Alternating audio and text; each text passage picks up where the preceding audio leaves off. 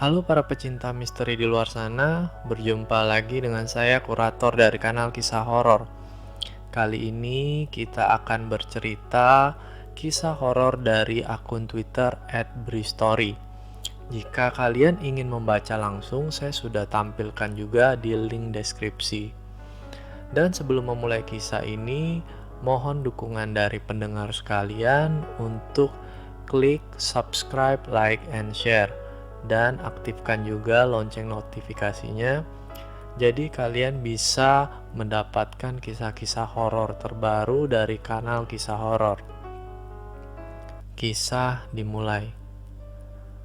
Terkadang tempat dan lingkungan yang baru kita tempati memiliki sejarah panjang yang mungkin saja kelam. Kali ini ada Mutia yang akan bercerita tentang kejadian seram yang dia dan keluarganya alami ketika pindah ke rumah baru di Bandung. Simak di sini. Kak, bangun kak, ada suara itu lagi. Suara Wisnu membangunkanku dari tidur. Adikku ini tiba-tiba sudah berdiri di dalam kamar. Suara apa sih, Nu? Tanyaku sambil mata masih terpejam. Suara langkah kaki, Kak. Kayak ada yang lagi gerak jalan.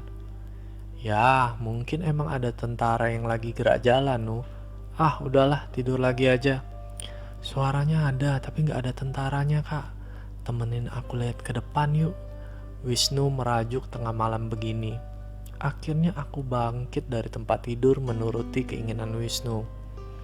Kemudian dalam gelap menuju ruang tamu, dari sini kami bisa melihat ke jalan lewati jendela. Di ruang tamu, aku berdiri dekat pintu lalu membuka tirai jendela, membuat celah untuk mengintip. Sementara Wisnu melihat keluar dari atas sofa melalui celah jendela yang lain lagi. Jam 1:30 lewat sedikit, udara dingin Bandung memaksaku tetap berselimut. Sementara di luar, halaman terlihat basah bekas hujan sebelumnya. Kabut tipis tergerai menghalangi pandangan, tapi kami masih tetap bisa melihat sampai ke jalan depan.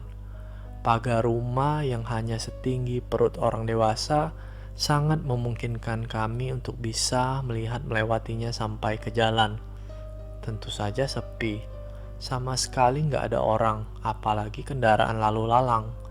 Benar-benar jalanan kosong bertabur redup cahaya dari lampu jalan yang seadanya.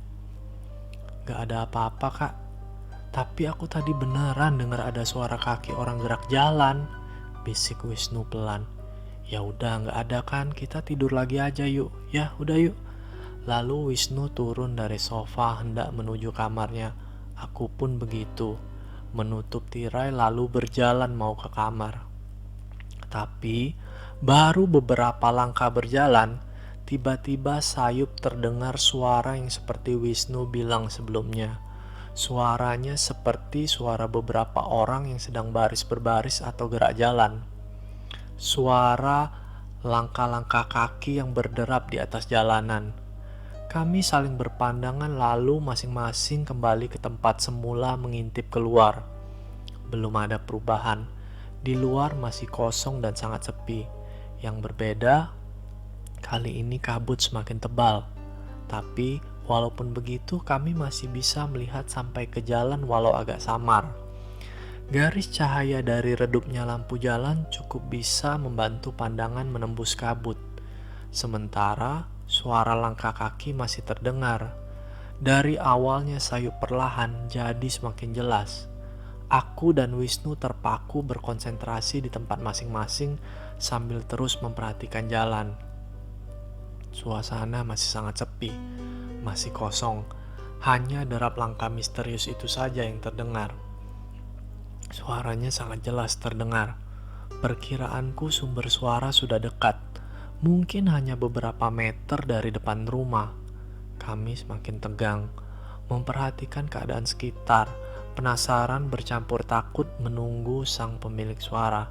Sampai ketika aku yakin kalau sumber suara seharusnya sudah berada persis di depan rumah.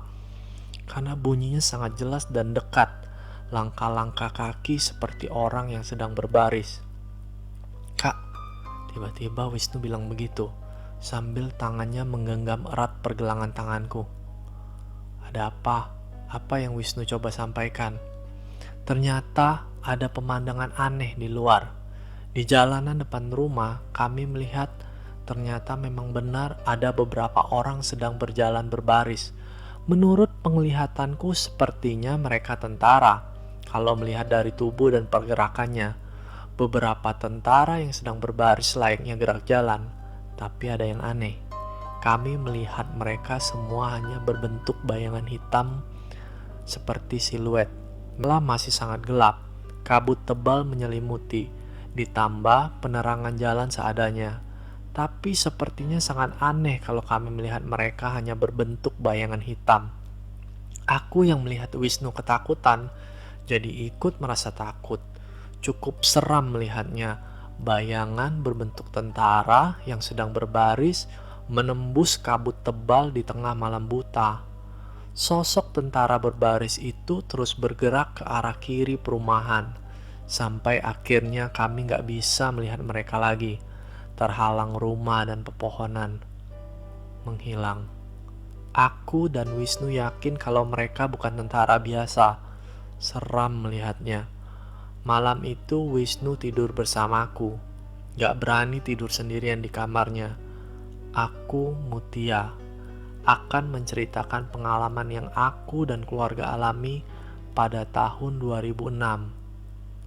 Sudah cukup lama, tapi aku masih ingat detail kejadiannya.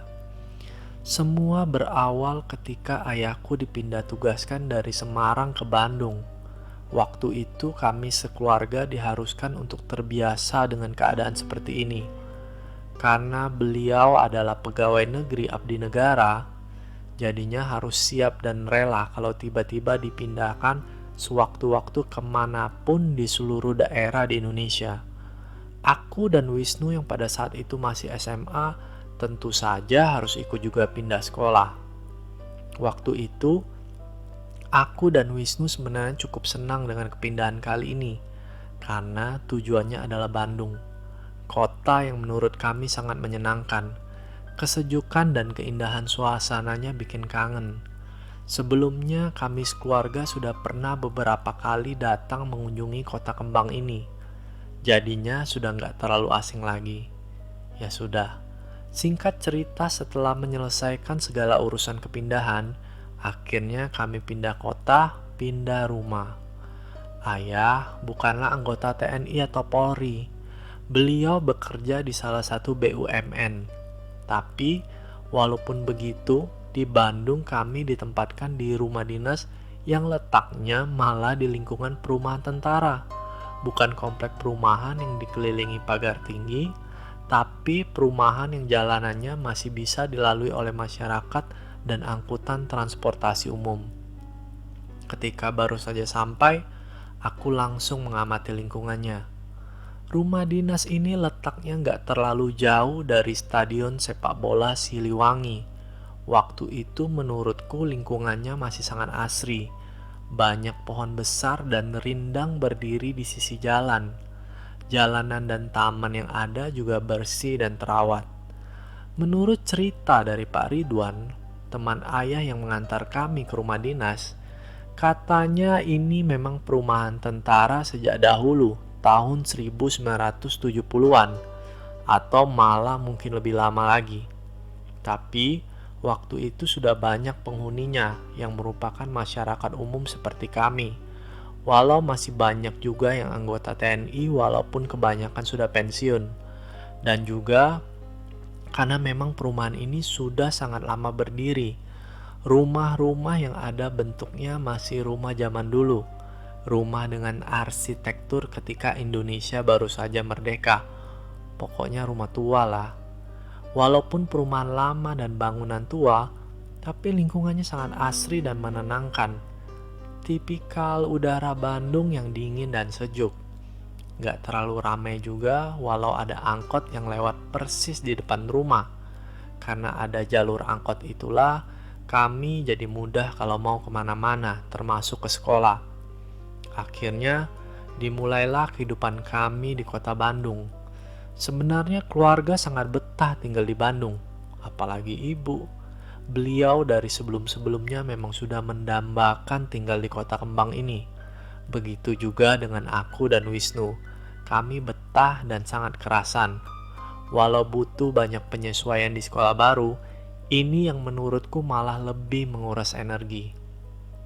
Tapi tentu saja ada sedikit ganjalan. Kami, terutama aku nih, masih belum bisa sepenuhnya kerasan tinggal di rumah ini. Suasananya masih agak asing.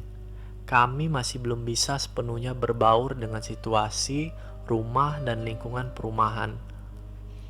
Lingkungan rumah yang merupakan perumahan lama mungkin sama halnya dengan perumahan tua lainnya, menyimpan sejarah yang banyak belum terungkap. Jadinya cukup menyeramkan, terutama buat aku dan Wisnu. Iya, gak bisa dipungkiri kalau perumahan ini cukup seram.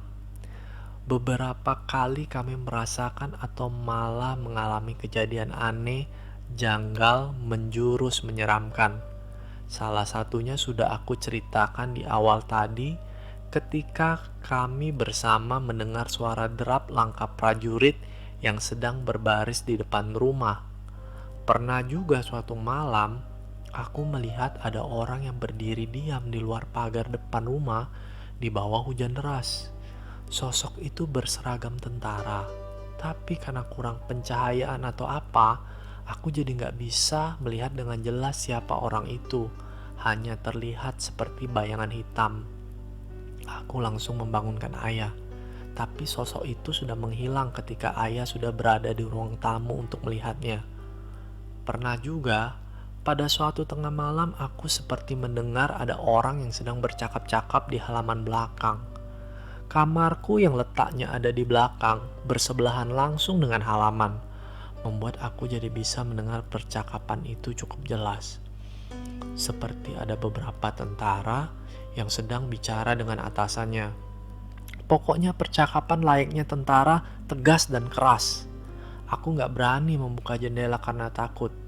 Coba mengabaikan dan membiarkan semuanya menghilang dengan sendirinya. Asisten rumah tangga kami, Teh Yuli, juga pernah bercerita kalau konon katanya rumah-rumah di perumahan ini memang banyak yang angker, termasuk lingkungannya. Makanya Teh Yuli gak pernah mau menginap di rumah, lebih memilih untuk pulang ke rumahnya sore hari dan datang kembali esok paginya. Oh iya, selama tinggal di rumah itu, kami gak terlalu dekat dengan tetangga. Mungkin hanya ayah dan ibu yang kenal sekadarnya. Jadi sangat jarang ada perbincangan antar tetangga. Nyaris semua penghuni lebih banyak berdiam di rumah atau bergelut dengan kesibukannya masing-masing. Mungkin ini alasannya kenapa perumahan ini cenderung sepi. Begitulah, seperti yang aku bilang tadi, banyak kejadian janggal dan aneh selama tinggal di perumahan ini. Beberapa di antaranya sangat menyeramkan. Nah, setelah ini aku akan ceritakan salah satu kejadian yang menurutku sangat menyeramkan. Pada suatu malam, hujan deras mengguyur kota Bandung. Menyenangkan, aku dan keluarga sangat menyukai cuaca seperti ini. Suhu yang sudah dingin menjadi tambah dingin karenanya. Keadaan yang jarang kami temui di kota-kota lain yang pernah kami tinggali sebelumnya. Waktu itu kira-kira sudah 6 bulan kami tinggal di Bandung. Seperti malam-malam sebelumnya yang sudah jadi kebiasaan, jam 9 malam kami masih berkutat di ruang tengah depan TV dengan kegiatan masing-masing. Sesekali bercerita tentang kegiatan sepanjang hari. Sementara di luar hujan semakin deras mengguyur bumi, sampai ketika jarum jam sudah menunjuk ke arah angka 10, kami semua sudah mulai ngantuk, lalu memutuskan untuk masuk ke kamar masing-masing. Di dalam kamar, aku gak langsung bisa tertidur. Beberapa kali sempat terkesiap namun terjaga lagi, entah kenapa. Hujan semakin menurun intensitasnya sampai ketika jam 12.30 malam hanya tinggal menyisakan gerimis kecil. Menuju jam 12:30, aku yang belum juga bisa tidur merasa haus. Ya sudah, kemudian melangkah keluar kamar untuk mengambil air minum di ruang tengah. Selesai minum, aku lalu kembali ke kamar.